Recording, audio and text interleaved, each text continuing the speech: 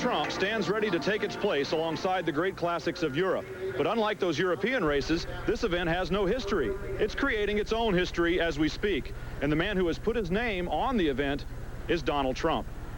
I really look to the future. I always do, with investments, with deals, with events, with anything. And I think this is an event that can be tremendous in the future, and it can really very much rival the Tour de France.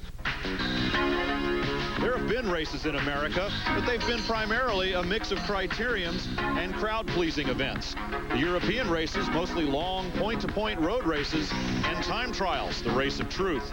This event, however, a European event. Well, it's very European-oriented, and usually I'm involved in the boxing and the championship fights and this and that, which is really a much higher exposure. But I think this is going to be every bit as good and certainly every bit as exciting. We look forward to it. Thank you, Brian, for the explanation, and Donald Trump for the race. We'll come back with a look at the prologue course. Don't go away.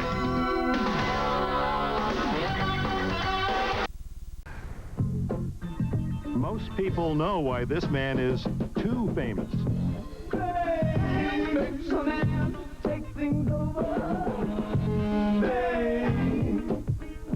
His real estate endeavors have brought him billions and allowed him to engage seriously in the world of sports.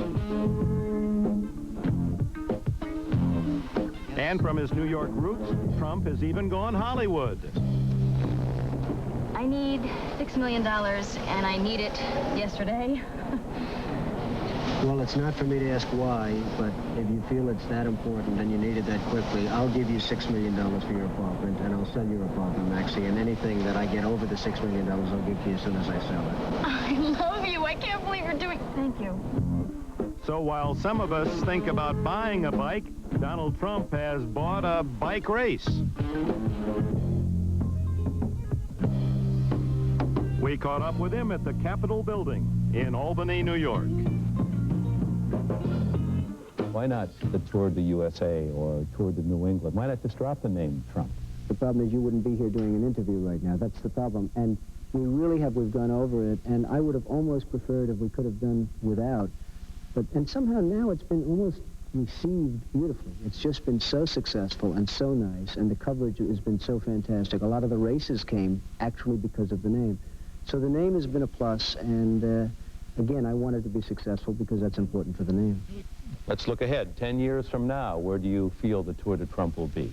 I think that with a little maturity, with a little time, with a little effort, and with NBC's help, we'll make this the equivalent of the Tour de France. I can't say we're going to make it more, although in theory, you can also say that we have many more people, so you in theory could make it more.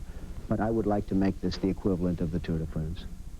In your book, The Art of the Deal, you said that money really isn't that important. It's just a means of keeping score. It's playing the game that excites you.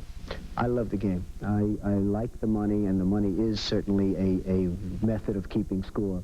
But I don't do things for money. I do things because I enjoy doing them. That really sometimes can translate into more money than you would have made if you went just after the money. I think the Tour de Trump is an example. We're sitting here in Albany, the state capitol, the Senate chamber.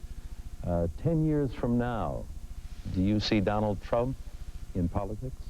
I don't see myself as a politician. I think I speak my mind perhaps too bluntly.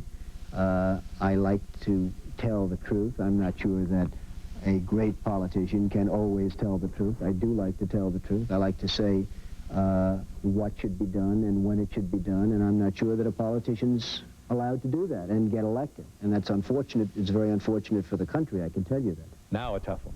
This is the one we've been saving. When is the last time that you rode a bicycle? Well, that's a tough question. That was many, many years ago. And the whole look of bikes are much different today. I looked at some of the racing bikes today, and I said, you know, is this a bike? It looked more like a rocket ship, I suspect, than a bike. But I would say when I was about 7 or 8 years old was probably about it. And it's not true, even though his childhood mates say that it is, that in those years, 7, 8 years old, he was mumbling things like New Jersey Generals, Mike Tyson, Tour de Trump, and we'll continue. We're live from New York on this Sunday in May.